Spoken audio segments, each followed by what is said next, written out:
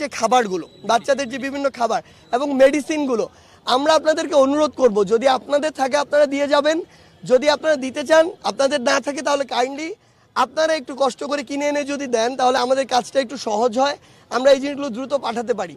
যে 23 তারিখ থেকে আমাদের যে ট্রাকের মাধ্যমে ত্রাণ বাংলাদেশের বন্যা কবলিত যে জেলাগুলো, সেই জেলাগুলোতে পাঠানোর যে কার্যক্রম সেটি চলছে। আসলে আমি যদি ধরেও নিই, আসলে আমাদের বিভিন্ন জায়গা থেকে প্রশ্ন আসছে বা চাহিদা আসছে যে আমাদের এই গ্রামে যাচ্ছে না, এই গ্রামের এই অংশে যাচ্ছে না, কিংবা এই ইউনিয়নে এখনো যায়নি।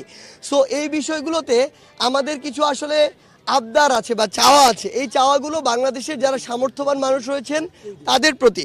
তার পূর্বে আপনাদেরকে যদি একটা স্ট্যাটিস্টিক্স বলি, আমি দেখলাম যে 4টি জেলা বন্যা কবলিত, মূল যদি 4টি প্রধান জেলা ধরি তাহলে হচ্ছে ফেনী, কুমিল্লা, লক্ষ্মীপুর, নোয়াখালী। এই 4টি জেলায় গ্রাম রয়েছে প্রায় 6300। এখন 6300 গ্রামের মধ্যে আমি যদি একটা গ্রামে একটা ট্রাকে আমি ধরছি অ্যারাউন্ড 700 থেকে 1000 খাবার যায়। একটা গ্রামে আসলে একটা, যেহেতু পুরো গ্রামে এফেক্টেড, তার মানে এক ট্রাক একটা গ্রামের জন্যই যথেষ্ট। মানে একটা গ্রামে আমার এক ট্রাকের বেশি হলে আরও ভালো, এরকম একটা অবস্থা। সো আমি যদি একটা গ্রামে একটা ট্রাকও পাঠাই, তার মানে আমার এই 4টি জেলাতে 6300 ট্রাক আমার ত্রাণ পাঠাতে হবে, খাবার পাঠাতে হবে। আমরা 4 দিনে অ্যারাউন্ড ধরেন খাবার পাঠিয়েছি আমাদের এই জায়গা থেকে 100-র কিছু বেশি বা শতাধিক ট্রাক। তার মানে এভারেজ প্রায় 6200 গ্রাম, বা ইভেন আমি যদি ধরি 6000 গ্রামে ট্রাক যে যাওয়ার বিষয়টি, আলাদা আলাদা 6000 ট্রাক আমার প্রয়োজন।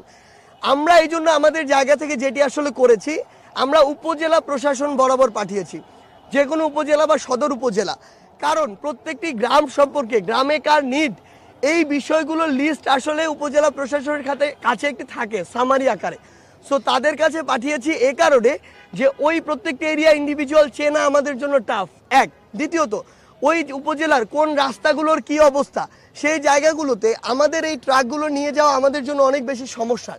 এই জন্য আমরা প্রত্যেকটি ক্ষেত্রে অফিসিয়ালভাবে উপজেলা প্রশাসনের সাথে যোগাযোগ করে তাদের কাছে পাঠিয়েছি। তারা তাদের জায়গা থেকে যেখানে মনে করেছে যে এই গ্রামে বা এই ইউনিয়নে প্রয়োজন, তারা তাদের জায়গা থেকে ওইভাবে পাঠিয়েছে। আমি আপনাকে শুধু গ্রামের স্ট্যাটিস্টিক্স দিয়ে এটি বুঝালাম যে আমি যদি এক গ্রামে একটি করে পাঠাই, তারপরও আমার অ্যারাউন্ড এরকমই হবে, মোর দেন 50% বা তারও বেশি জায়গা আসলে পৌঁছাবে না। এখন এটার সমাধান কি হতে পারে আসলে? এখন এই সংখ্যাটা বেশি হওয়ার কারণে আমাদের কাছে অনেক ভাই বোন আসছেন যারা চাচ্ছেন তাদের ওই এলাকায় পাঠাই, তাদের কাছে ফোন আসছে। কিন্তু আমাদের একটা সীমাবদ্ধতা আছে। এই টিএসসি বা ঢাকা বিশ্ববিদ্যালয় থেকে একদিনে এভারেজে 20টা বা 25টা ট্রাক যদি যায়, এটা দিয়ে পুরোটা কমপ্লিট করা পসিবল না। এই জন্য আমরা চাই বাংলাদেশের যারা সামর্থ্যবান ব্যক্তি রয়েছেন, আমরা তো দেখছি শত কোটি টাকার বা হাজার কোটি টাকার মালিক অনেক ব্যক্তি বাংলাদেশে আছেন, আসলে এই 16 বছরে তারা তৈরি হয়েছেন।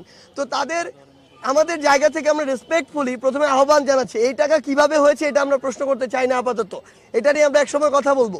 কিন্তু আপাতত তাদেরকে রেসপেক্টফুল জায়গা থেকে একটা কথা বলি, আপনাদের জায়গা থেকে ব্যক্তিগত উদ্যোগ নিয়ে আসলে গ্রাম ধরে ধরে এই জায়গাগুলোতে বা ইউনিয়ন ধরে ধরে ত্রাণ পাঠানোর ব্যবস্থা করা উচিত। মানে দেশের এই সংকটকালীন সময়ে এটি করা ছাড়া আমরা যদি এই অবস্থাকে স্থিতিশীল করতে চাই, এটি খুবই টাফ হয়ে যাবে। এটা এক। দ্বিতীয়ত আরেকটি বিষয়, আমাদের এখানে বেশ কিছু আপনাদের জায়গা থেকে আমরা বিভিন্ন সময় দেখেছি যে টিএসসিতে কিংবা সেন্ট্রাল ফিল্ডে অনেক জিনিস আমাদের হচ্ছে এখনো আছে। এখানে বেশিরভাগ যেই জিনিসগুলো আছে, প্রথমত এগুলো হচ্ছে কাপড়।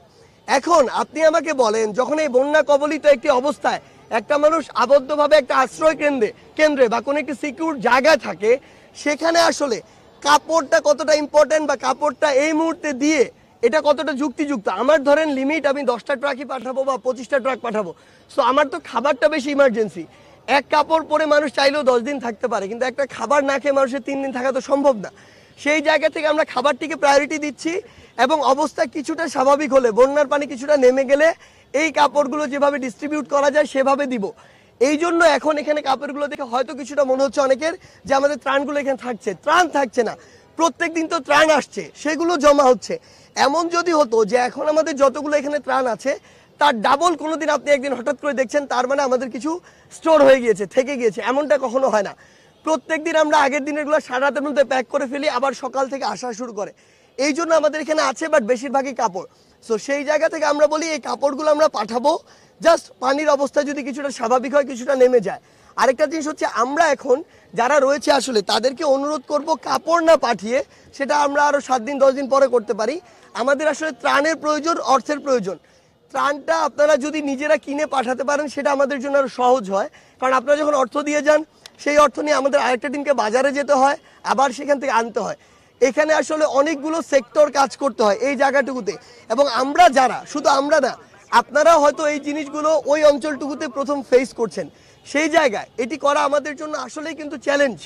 তারপরে আমরা আমাদের জায়গা থেকে চেষ্টা করছি। এই জন্য যারা আসলে সহযোগিতা করতে চান আমাদের এখানে এসে, আমরা অনুরোধ করব ত্রাণ দিয়ে। এই মুহূর্তে আমাদের কি কি লাগবে সেটা যদি জাস্ট একটু আমাদের জায়গা থেকে বলি, সেটা হচ্ছে যে আমাদের যে বিস্কুটের বিস্কুটগুলো, বিভিন্ন ধরনের বিস্কুট, এরপরে মোমবাতি, সাবান, লাইটার, ম্যাচ, এই জিনিসগুলো, আলো এবং আগুন সংক্রান্ত, sanitary napkin, tasty saline, coil, চিনি, গুড়, চিরা, মুড়ি, ফিটকিরি, পানি বিশুদ্ধকরণ ট্যাবলেট, এই বিষয়গুলো, আর বাচ্চাদের